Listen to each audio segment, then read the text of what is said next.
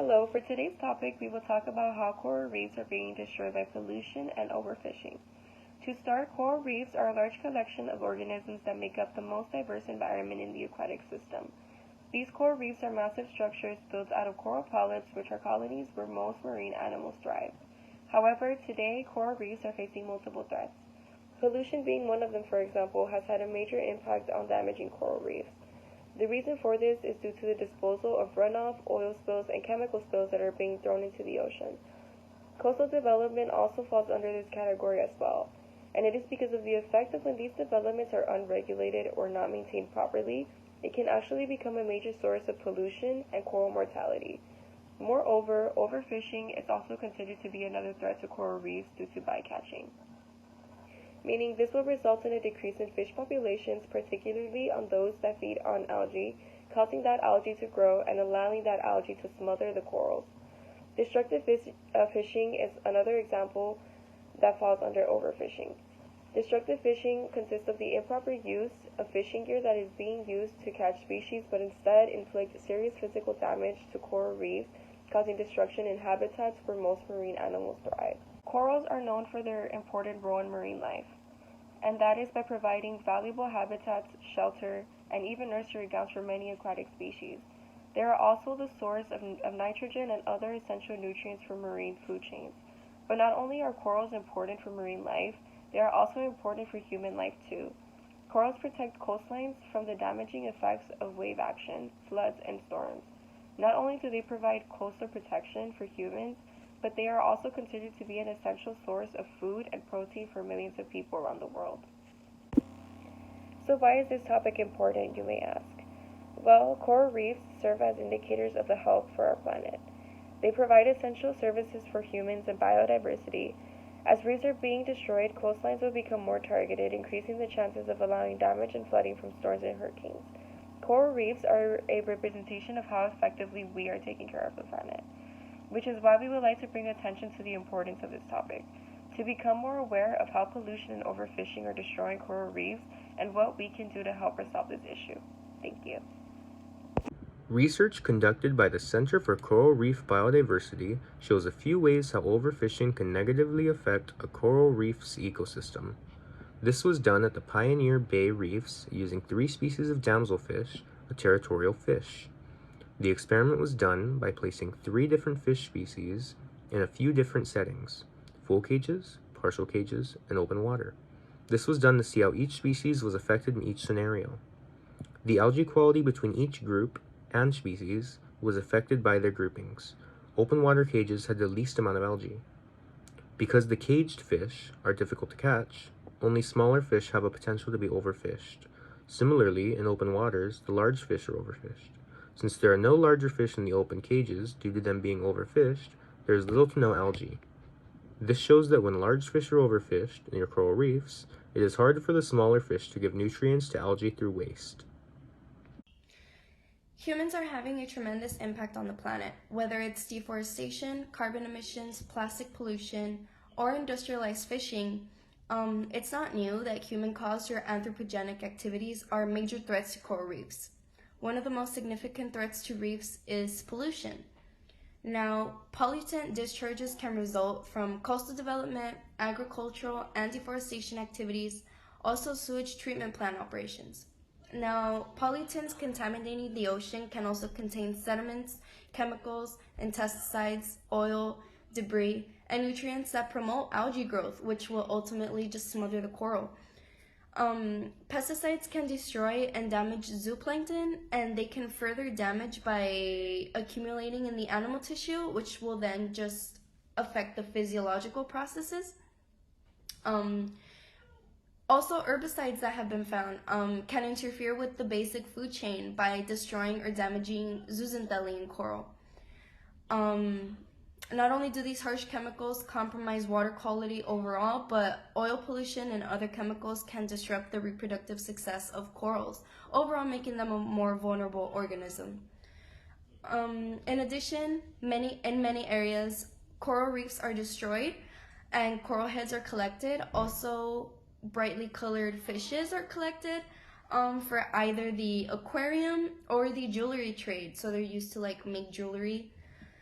Now, untrained or careless drivers can simply trample over the coral and not be careful. So they can just break the coral entirely and be very damaging to their habitat. Now, there have also been fishing techniques which have been really destructive to coral reefs. For example, there's blast fishing, which dynamite or other explosives are used for the purpose of startling fish out of their hiding places. This practice not only kills other organisms, but also damages the habitat entirely. This then leads to an average decrease in the size of fish and a reduction in predatory target fish. Other fishing practices include the actual removal of the reef structure in order to place traps or remove hiding places to then herd the fish into nets to make it easier just to grab fish. So I feel like these are the most common issues that humans have had when impacting the overall state of coral reefs, and these activities have led to the overall just damage and pollution that there has been in the coral reefs.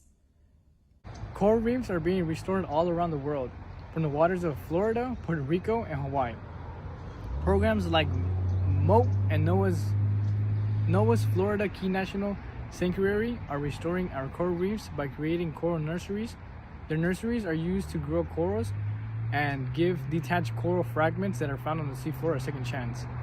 Once the corals are big, they find a suitable habitat where the corals are planted onto the reefs. They also try to remove invasive species such as algae that can block their sunlight.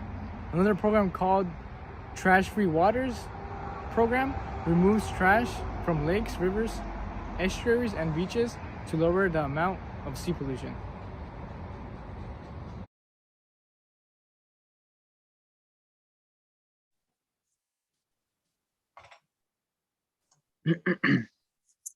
Okay, so Dr. Brian Beck, would you like to introduce yourself and what your group does?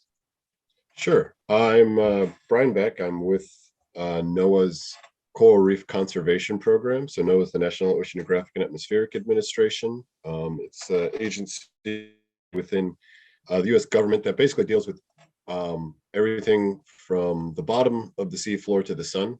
We actually have groups that do space weather. But my group in particular works with the coral reefs in the U.S. waters primarily. So there are 7 what we call coral jurisdictions within the U.S., and those are Florida, Puerto Rico, U.S. Virgin Islands, Hawaii, Guam, American Samoa, and the Northern Marianas Islands. So that's where coral reefs are located in U.S. waters. We have a small group as well that deals with international coral reefs as well, but the majority of our work focuses on domestic coral reefs. Myself, my primary role is helping kind of figure out our annual spend plan within the coral program, figuring out what work we're going to be funding on an annual basis, but also I'm the restoration pillar lead, and we just have sort of pillars of work within the coral program, and I focus on a lot of the coral restoration work, helping to coordinate that and keep track of it. So a lot of that work is after a coral reef is damaged, whether that be from natural disturbances or anchor damage or something like that, scientists will go in afterwards and kind of plant corals the same way like you would go in and plant trees, say after a forest fire went through, to help kind of kickstart the recovery. Okay, interesting. So we're going to go ahead and ask our interview questions, if that's fine. Yep. So our first question would be, how does trash and litter on the beaches affect the coral in the ocean? Yeah, so on the beaches in particular, one of the problems will be obviously if that gets washed into the water. If we're talking purely marine debris, that can get caught and tangled up in the coral reefs themselves. And especially depending on where you're at, the corals can be very delicate, and that can easily break it up. And one of the important aspects of coral reefs is the 3D structure of coral reefs. So if you think about all the videos you've seen, the corals kind of stick up from the bottom, and that's creating habitat for a lot of animals. Whereas a destroyed coral reef is basically kind of flat. You see fewer fish and fewer marine life around that. So marine debris getting caught up and entangled in corals will destroy that structure and destroy those corals. Okay, I see. Thank you. Our second question would be, how can oil spills damage coral reefs? Oh, okay. Yeah. So oil spills can be problematic in a few ways. Obviously, if it's a real direct, intense impact, so like say it was like the corals were right near the oil spill, that can just straight up kill the corals. But also the longer exposure to lower levels of oil may actually kill corals, as well as it impedes the coral reproduction, their growth, their behavior, their development. So it's a lot like you would imagine a lot of other animals. You know, if they get a little bit of oil, it's not going to kill them, but it's going to slow them down. And then also, if say the oil has a bigger impact on the other animals, say herbivorous fish, right? So fish that are eating a lot of the algae, what that can do is if it kills out those fish, then you have an imbalance in that sort of food web. So all those herbivores are out of the system. So what you're going to get is all the algae and seaweed kind of overgrowing the coral reefs, and that'll sort of choke them out. Okay, I see. Juan, did you want to continue? Yeah, I had a question about overfishing, but since oil spills impact the fish is how you described it, I think that answered our question of overfishing and it impacts on coral reefs. So my other question would be, it's the same. It's sort of the same thing with the overfishing, is that again, if you overfish the herbivores, you'll get an imbalance in the ecosystem. I mean, that's typically what we see more often, is that overfishing causing the problem with macroalgae overgrowing, especially in the Caribbean, because it's a pretty, if you think about the Caribbean, it's kind of a closed system. And so you have a bunch of islands kind of coming around, and it kind of encloses in sort of like the Gulf of Mexico and going south from there. And you have a lot of countries around there. So there's a lot of fishing, both legal and illegal, that goes on. And so the fish populations are decimated in a lot of areas. And so you have lots of macroalgae overgrowing the corals. And with the coral ecosystem, one of the important things for corals is to have clear water, shallow water, and warm water. And so if you start to get rid of any of those three things, that's when corals start to have issues. And when I say warm, it's a pretty narrow band of temperature they like. So if you get above that, that becomes an issue as well. And that's when you get into coral bleaching and things like that. But going back to the overfishing, so when you have algae overgrowing, it chokes out the coral, it takes up the substrate, so the habitat on the bottom of the ocean for them to grow, but it also will cut out the light for them, which they're a photosynthetic animal. Well, they have an algae that lives in their skin that's photosynthetic, so the sunlight is really important to them. Sorry, go ahead with your next question. My next question would be, what consequences occur in the marine life if coral reefs continue to be damaged by oil spills and overfishing? Yeah, so I mean, obviously you get rid of the corals in what we call coral cover. That's how we measure how much coral is on the bottom of the ocean in any particular area. So once coral cover decreases, you lose that 3D structure. The fancy word that we use for that is rugosity. So if you have high rugosity, that means there's lots of 3D structure, all these little crevices for fish to hide and make habitats. And then low rugosity is basically a flat bottom. So once you get rid of that rugosity, that habitat goes away for all those animals. And that really decreases all the beneficial impacts, the benefits of coral reefs. Oil spills aren't a huge, I mean, obviously if there's an oil spill, it's a huge impact, but it's extremely acute and very localized. So it is a single point source when it comes to pollution. Bigger problems when it comes to pollution would be more runoff from land. So whether that's sediment from deforestation or construction, that kicks lots of sediment into the water, and it makes the water cloudy and murky. And again, that decreases that light amount that you get on coral reefs. So like I was saying, how light is really important. Then the other thing as well is runoff from agricultural use. So lots of fertilizers and pesticides, that has big impacts because if you have huge plumes of fertilizer that hits the water, again, that's going to feed all the algae, and you'll have those algal blooms, again, cutting down on the light that's available for the coral reefs. Thank you. I think Yami had 2 questions for you as well. Hi, how are you doing today? Good. How are you doing, Yami? Good, thank you. My question is, what strategies do you think are to be considered most effective, whether it be short-term or long-term?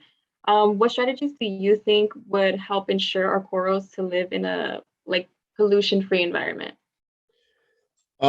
So for pollution specifically, I would say, the simple things like recycling and disposing of trash properly, that helps with, the plastics and marine debris getting into the ocean.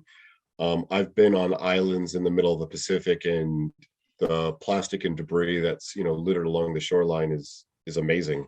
Where I'd been thousands of miles away from a large population of any source. So it does travel.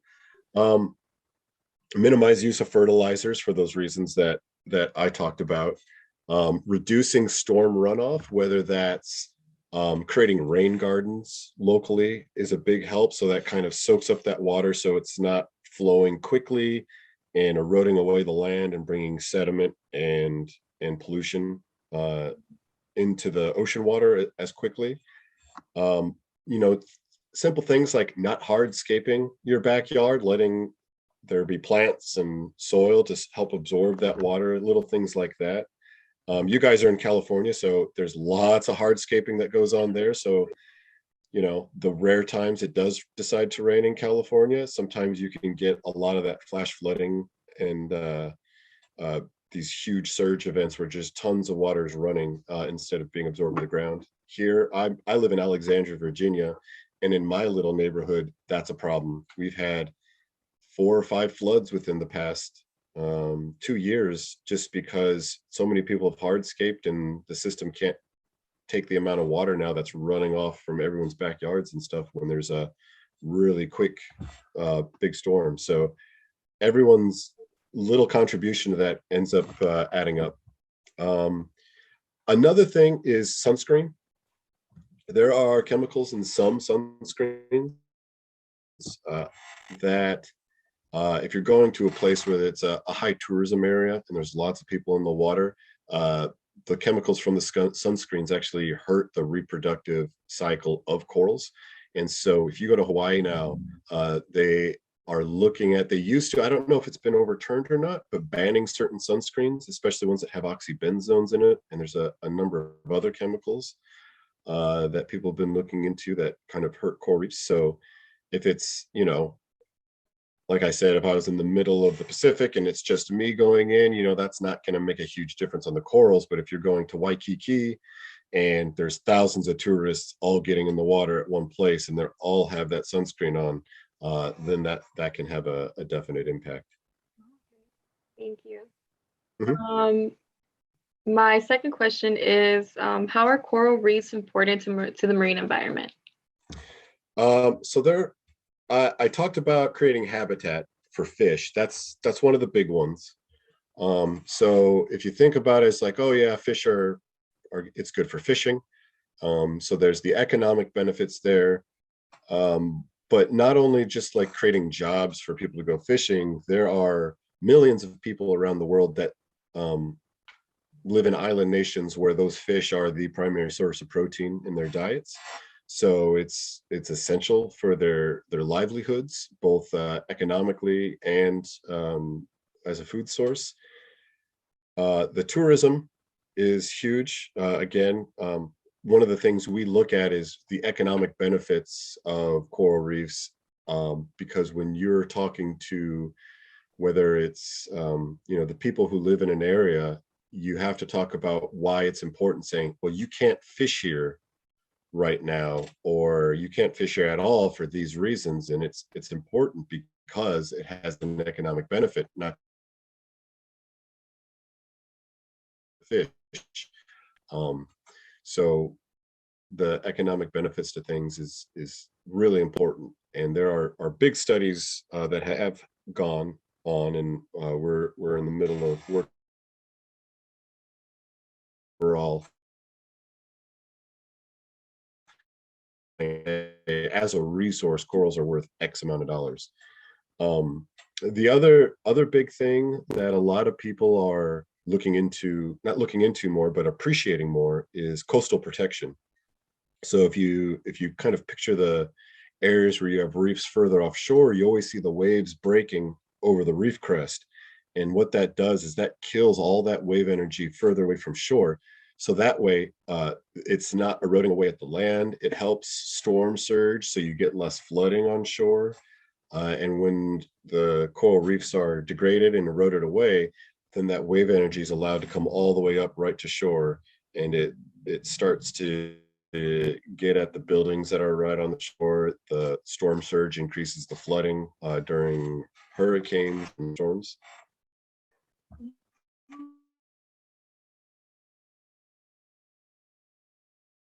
Oh, have been able to extract different proteins from reef animals as well,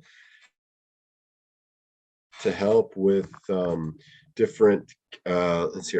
I wrote this down because this is way outside my specialty. So antiviral drugs, anti-cancer agents, um, have been extracted from sponges found on in the Indian Ocean. There was a sea hare where it's dolastatin 10 was isolated from sea hares, and again it's been helping with clinical trials for breast cancer and liver cancer and leukemia. So there's a lot of things that haven't even been explored yet in that sort of realm, and so protecting what's there for the potential benefit in the future is worth it alone. Thank you so much. Mm-hmm. And so we thank you for being able to take some time out of your day to meet us today. Yeah, sure. And one of the other things I want to say is your questions were great, getting at a lot of the pollution and stuff. But one of the other big things I wanted to mention is the biggest threat to corals is actually climate change and warmer oceans. So one of the biggest help to coral reefs right now would be, reducing greenhouse gases, getting the emissions level down. Because what happens is, I had mentioned how corals have an algae that lives in their skin. And what that does is it takes in sunlight and produces food for the coral. That helps the coral to live, to grow, produce that habitat. When the water gets too hot, what happens is the coral gets stressed and it spits out all that algae. And if you've heard of coral bleaching, that's when you see a coral reef that's all white, because that algae is what gives the coral its color. So if the waters don't cool down and they don't reabsorb that algae, they basically starve to death and they die. And then you lose all that structure and all the other effects that I mentioned before. So overfishing, pollution, sediment runoff, all those are are very bad as well, but pollution or warming oceans is also a really big problem with coral reefs as well.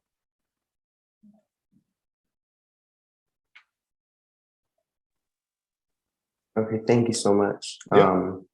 We all wish you and your colleagues the best in your work, and we hope that we get to spread your guys' message and make people aware about coral reef. Yeah, thanks a lot. And if you need anything else, any resources or stuff like that, send me an email and I'll be happy to help out. All right, thank you so much. Okay. Thank you. you. Have a good one. You too. Thank you.